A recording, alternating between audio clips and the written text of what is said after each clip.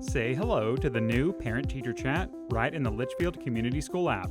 See district and school news and events, and now access classroom-specific announcements and Parent-Teacher Chat. Click Rooms in the bottom right to easily switch from district-wide and school-wide news to class streams and messaging. Once logged in, you can access your students' classes. The class stream is where you'll find updates from each teacher with their announcements and upcoming assignments. Click on Menu to access that class's stream, assignments, and messages. Send a message to the class teacher by clicking the plus button and selecting their name.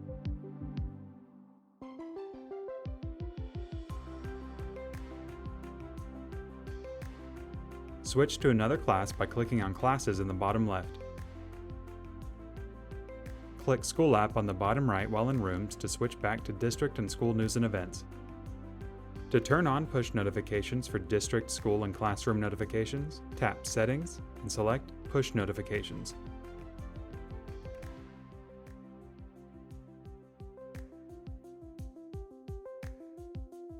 Say hello to Parent-Teacher Chat.